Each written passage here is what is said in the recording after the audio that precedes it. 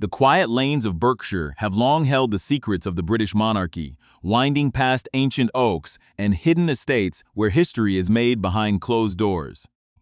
Within this secluded landscape, a property that once symbolized new beginning for the royal family has instead become the focal point of an intense, silent warfare. This modest structure, nestled in the shadow of Windsor Castle, was supposed to represent modern elegance and a bridge to the future, yet it now stands as a monument to deep familial fracture. To understand the gravity of what is currently unfolding, one must peer past the carefully curated public images and delve into the quiet movements within the royal estates after the passing of Queen Elizabeth II. For decades, the public has been fed a steady diet of ceremonial grandeur, but beneath the surface lies a complex web of property disputes, fractured trust, and a fundamental disagreement about the very nature of the institution. The tension is palpable, vibrating through the historic stone walls, as decisions made in the wake of immense grief begin to reshape the geography of royal power. It is a story not just of bricks and mortar, but of legacy, resentment, and the invisible lines drawn between those who serve the crown and those who have chosen to walk away. If you value these deep investigations into the hidden mechanics of the monarchy, please take a moment to hit the like and subscribe button, and perhaps share this report with a friend who appreciates the deeper story behind the headlines. Your engagement drives this independent reporting, creating a community of informed observers who look past the media facade to find the real dynamics at play, to truly grasp the atmosphere of contemporary Windsor. One must look back to a wedding gift that was meant to secure a permanent bond, but instead exposed a chasm. When the late Queen Elizabeth granted the historic property to her grandson, it was seen as an act of maternal affection and strategic positioning, ensuring that a vital branch of the family remained firmly anchored within the private sanctuary of the home park. Yet, the peace was short-lived, replaced by a series of events that would see the property stand empty for 3 scandalous years, becoming a ghost house that symbolized a broader institutional exile. The silent corridors of this house became a battleground of philosophies, a physical manifestation of a dispute over who belongs within the inner sanctum and who must be kept at a distance. As the seasons changed and the house remained dark, the question of its future grew louder, serving as a constant reminder of the grievances that continue to simmer just beneath the surface of royal life. This is where the story deepens, introducing a profound conflict between the ruler of the nation and the heir to the throne, a clash of visions that influences every title, every residence, and every ceremonial appearance. It is a foundational mythos that shapes the modern palace, where every decision is downstream of a singular, enduring argument regarding how the monarchy should represent itself in an increasingly skeptical world. The modern court is divided not by open hostility, but by a sophisticated disagreement on how to maintain the prestige of the crown in the digital age. On one side stands a traditional approach, characterized by a relentless schedule of public appearances, town hall visits, and the meticulous recording of official duties in the court circular. This performative style of duty, favored by the king's administration, relies heavily on the sheer volume of engagements to demonstrate relevance and service to the nation. On the other side, the Prince of Wales disdains this traditional appearance counter, viewing it as an outdated mechanism that fails to connect with a contemporary audience that resides primarily online. Backed by digital strategists who understand the global media landscape, the younger court prioritizes high-impact, long-term projects over a crowded diary of brief encounters. This philosophical divide creates a strange paradox where the traditional, exhausting tour of the country yields modest approval ratings, while a more detached, modern strategy commands overwhelming public support. The public, it seems, no longer demands a constant presence in the town square, but rather a relatable, authentic glimpse into a contemporary family life that appears to reject the rigid structures of the past. This struggle for the narrative is played out through the legacy media, where carefully briefed articles and subtle critiques are used to influence public opinion. Sophisticated public relations operations manage the flow of information, sometimes dressing up sharp institutional critiques as flattering profiles of the younger generation. The tension between the two courts, is exacerbated by the presence of veteran media figures within the palace communications teams, individuals who understand exactly how to utilize the press to highlight perceived shortcomings in work ethic or dedication. When statistics are trotted out annually to compare the number of engagements completed by the sovereign against those of his heir, it is a deliberate maneuver in an ongoing campaign for legitimacy. The younger court responds by defending a philosophy of depth over breadth, arguing that a single global initiative possesses far greater value than 100 routine ribbon-cutting ceremonies. This constant calibration of image and duty reveals a monarchy in transition, caught between the twilight of an ancient tradition and the dawn of a highly professionalized digital future. Meanwhile, the private lives of these individuals remain fiercely guarded, accessible only through rare glimpses that cut through the official propaganda. Those who observe the family closely speak of a highly compartmentalized world, where the real personalities only emerge away from the cameras, surrounded by a tight circle of trusted companions. In these private moments, the rigid expectations of statecraft are replaced by the ordinary realities of contemporary parenting, with a focus on shielding the next narrative journey from the historic traumas that have plagued the family tree. This emphasis on stability and normalcy is a conscious rejection of past methods of upbringing, which many within the current structure believe resulted in profound personal and public failures. The legacy of distant parenting and institutional rigidity cast a long shadow, and the determination to break this cycle is a driving force behind the restructuring of the contemporary court. As the family prepares for a significant gathering within the private grounds of a country estate, the guest list itself becomes an X-ray of the institution, revealing exactly who remains within the fold and who has been systematically expunged from the royal circle. As the summer sun begins to warm the expansive lawns of Berkshire, the physical layout of the royal estates reveals a deeper story of strategic displacement and intense personal grievance. The focus of this institutional drama centers squarely on the recent quiet undoing of a controversial £2,400,000 renovation project that once captured the attention of the global media landscape. Every custom fitting, every piece of carefully selected interior design inspired by elite private members clubs is currently being systematically stripped away and consigned to disposal bins. The property, which sat abandoned and dark for 3 consecutive years at a substantial cost to the administrative estate, is being forcefully reverted back to the humble staff accommodation it was originally built to be. This reversal is not merely a matter of property management, it is a deliberate and highly symbolic act of erasure, signaling that a short-lived era of shared modernization and shared privilege has been completely terminated.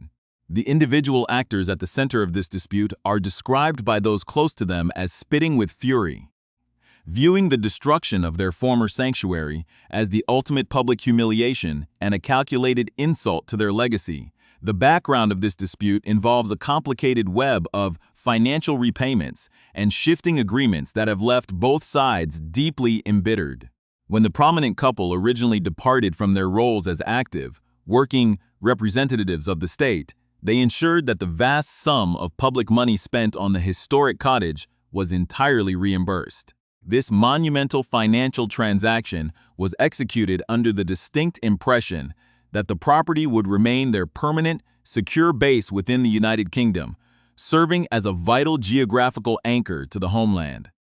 Sources within their immediate circle have consistently emphasized that the residence was a personal, sacred wedding present from the late sovereign herself, an administrative reality that should have protected it from future political maneuvering. Furthermore, it has been revealed that the couple was actively fulfilling their obligations by paying the full, contemporary market value for the rental of the estate, making the sudden termination of their lease a highly volatile issue. The current strategy appears to involve channeling the rising public dissatisfaction regarding the Crown's extensive and arguably wasteful property portfolio to highlight their own perceived mistreatment by the central authority. An incendiary new dimension has emerged from the surrounding briefings, suggesting that the initial mechanisms to enforce the eviction were set in motion far earlier than the public previously understood. For years, the dominant media narrative maintained that the eviction was a swift, retaliatory strike executed in direct response to the publication of a highly critical, tell-all memoir. However, internal communications now suggest that the formal request for the couple to vacate the premises was already progressing through official channels before the explosive television documentaries were even broadcast. This chronological shift is crucial, as it allows the exiled camp to argue that their removal was not a reaction to any specific disclosure, but rather a premeditated punishment for their original decision to seek independence outside the institution. The palace has maintained a strict, unyielding silence on the matter, refusing to offer any official commentary or validation of these specific historical timelines. This refusal to engage only heightens the surrounding tension, creating a situation where every leak and counter-leak becomes a weapon in a sophisticated war for public sympathy. To fully understand the institutional perspective, one must examine the profound breakdown of trust that occurred following a series of highly publicized international interviews.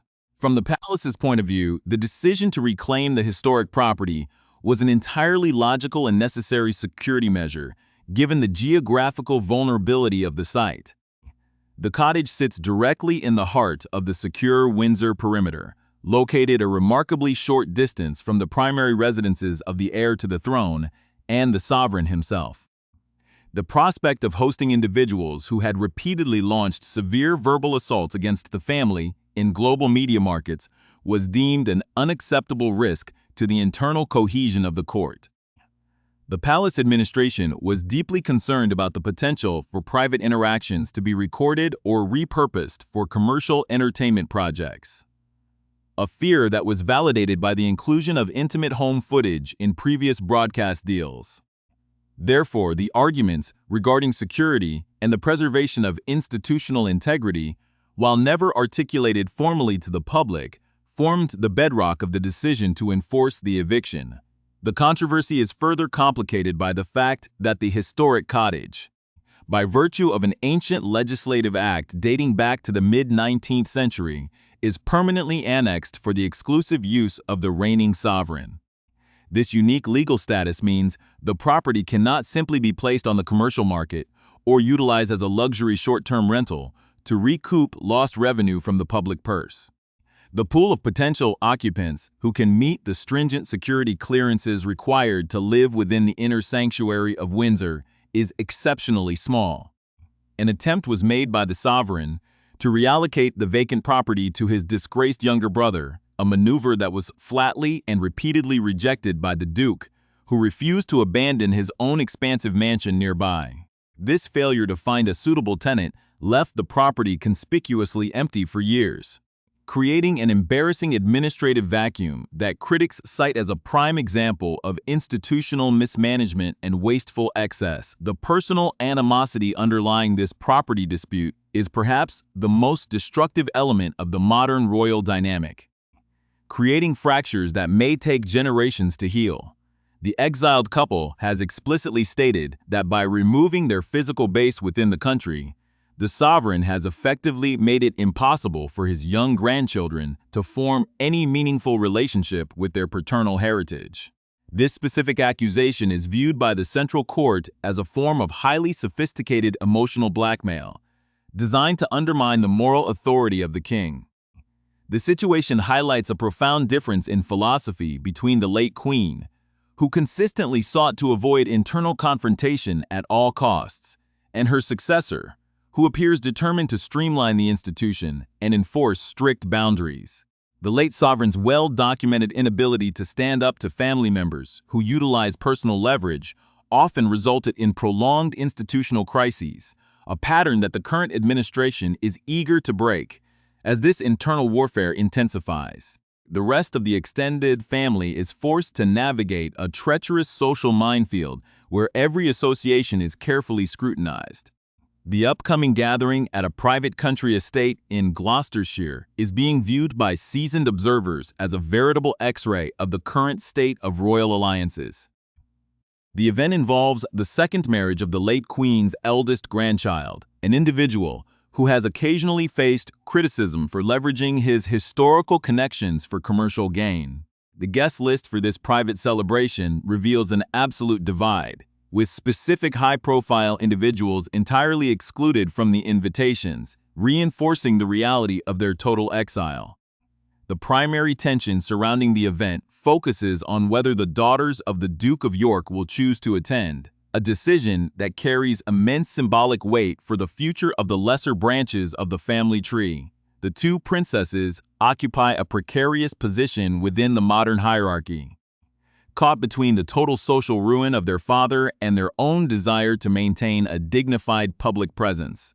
Originally confirmed as attendees, their plans were reportedly thrown into chaos following the recent resurgence of highly damaging legal documents detailing their father's past financial and personal associations. The younger generation of royals is said to be deeply nervous about the prospect of their presence overshadowing what should be a joyful family occasion, creating an intense internal debate about the wisdom of appearing before the cameras. If they choose to attend, it will be seen as a demonstration of familial solidarity backed by the quiet approval of Princess Anne, who has long maintained a non-judgmental approach toward her siblings. If they remain absent, it will be interpreted as a total capitulation to the intense pressure exerted by the Prince of Wales, who reportedly favors a complete and permanent severance of all ties with the compromised branches of the family. The systematic remodeling of the Windsor landscape reflects a deeper structural shift within an ancient institution that is rapidly adapting to a less forgiving modern era.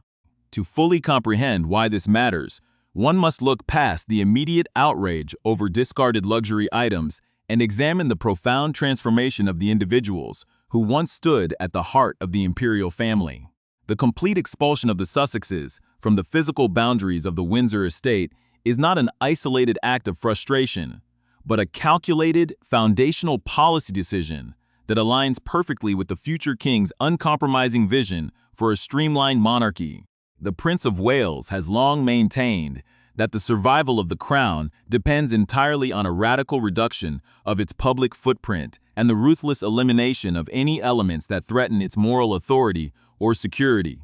By enforcing a strict policy of geographical exile, the palace administration has signaled that once an individual steps outside the working core of the institution, their access to the historical privileges of the state is permanently revoked, regardless of their lineage or birthright. This unyielding approach highlights a sharp departure from the traditional methods of conflict resolution that defined the long reign of Queen Elizabeth II. The late sovereign was renowned for her deep commitment to family unity, often allowing personal affection to override strategic institutional concerns, a trait that frequently resulted in prolonged public relations crises. Her decisions to grant significant residences as wedding presents were intended to foster loyalty and provide a secure sanctuary for the next generation within the private parklands of the crown. However, the current administration views this legacy of indulgence as an unsustainable luxury that created a dangerous sense of entitlement among non-working members of the family. The sudden reclamation of the historic cottage, immediately following the conclusion of the official mourning period, demonstrated that the old rules of familial compromise had died with the Queen. The sovereign's willingness to execute this eviction, despite the immense personal distress it caused, marked the beginning of a highly professionalized corporate era where institutional protection takes absolute precedence over personal relationships. The individual at the center of this enforcement, the king's eldest son, has emerged as the true architect of this modern policy of exclusion, establishing a rigid boundary between the official court and those deemed radioactive by association. His determination to completely sever ties with the exiled camp is rooted in a profound sense of personal and institutional betrayal that has rendered any future reconciliation virtually impossible. The public allegations directed at his wife, characterizations that painted her as cold and unsympathetic during highly sensitive moments of transition, are viewed within his court as entirely unforgivable violations of private trust. This deep-seated resentment is exacerbated by the realization that these disclosures were systematically coordinated with global media entities to maximize commercial impact, transforming intimate family disputes into highly profitable entertainment commodities. From the perspective of the future king, allowing individuals who have demonstrated such a profound disregard for the sanctity of the court to retain a privileged residence in his immediate backyard would represent a catastrophic failure of security and a betrayal of the working members of the family who continue to serve the state.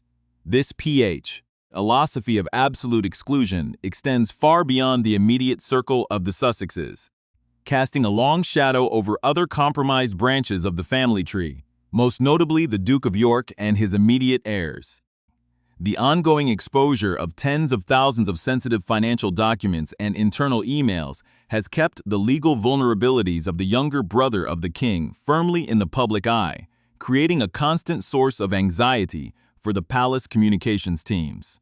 The revelation that an archive of 30,000 electronic communications regarding questionable international business dealings was delivered to the Lord Chamberlain's office years ago underscores the depth of the institutional cover-up that has long protected the compromised prince.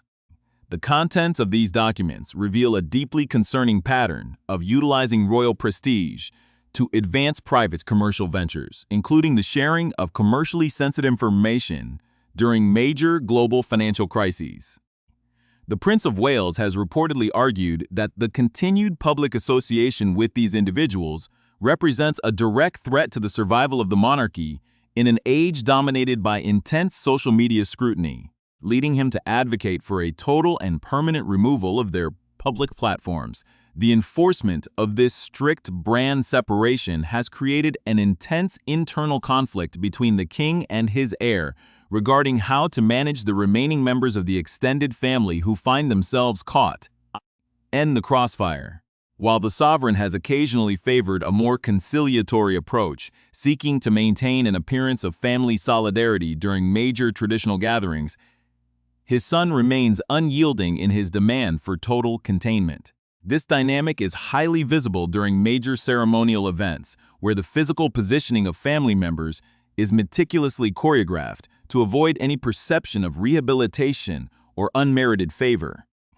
The Princesses of York, despite their own efforts to establish independent professional careers and distance themselves from their father's disgrace, find their social movements tightly constrained by the prevailing atmosphere of suspicion. Their previous attempts to maintain close relations with the exiled camp in California are viewed by the future king's advisors as a significant lapse in judgment, reinforcing the belief that they must be kept at a strict distance from the primary center of royal power. Meanwhile, the exiled Duchess continues her efforts to construct a global commercial empire, utilizing sophisticated digital platforms to launch a series of lifestyle initiatives that have met with mixed success in highly competitive international markets.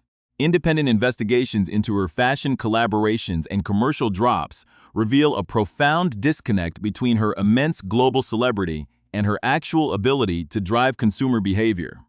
While her public appearances consistently generate extraordinary levels of media heat and intense public fascination, this attention rarely translates into sustainable commercial sales for high-end fashion items or luxury household goods. Industry experts suggest that her strategy suffers from a fundamental misunderstanding of the contemporary digital marketplace, relying on irregular, high-volume content drops rather than the consistent, disciplined engagement required to build a loyal consumer base. By floating too far above her original, attainable fan base and attempting to position herself alongside elite global influencers, she risks alienating the very audience that initially fueled her rise to international prominence. The ongoing struggle for commercial viability outside the institutional framework highlights the extreme difficulty of maintaining a royal brand without the backing of the state apparatus. The initial assumption that a member of the imperial family could simply walk away from their official duties and effortlessly transition into a successful global media mogul has been thoroughly debunked by the harsh realities of the contemporary entertainment industry. Major streaming platforms that once signed monumental production deals are showing a distinct lack of enthusiasm for future projects, prioritizing proven developmental content over the mere promise of high-profile names. This shifting economic reality has forced the exiled camp into a defensive posture, where they must constantly leverage their historic grievances to maintain relevance in a media landscape that is rapidly moving past the initial shock of their departure. Ultimately, the complete dismantling of the Windsor cottage serves as a historic milestone in the evolution of the contemporary monarchy, representing the final physical severing of the tie that once bound the past to the future. The property that was meant to be a permanent anchor for a modern, diverse partnership has instead been returned to its original utilitarian purpose, its brief history of elegance completely erased by the demands of institutional survival. No one involved in this prolonged, bitter conflict emerges entirely unscathed. The administration faces justified criticism for allowing a public asset to sit empty for years during a national housing crisis, while the exiled couple is left to confront the reality of their permanent displacement. As the gates of the Windsor perimeter close firmly against the past, the crown moves forward into an increasingly cold and professionalized future, defined not by the warmth of family bonds, but by the relentless, calculated protection of the sovereign state.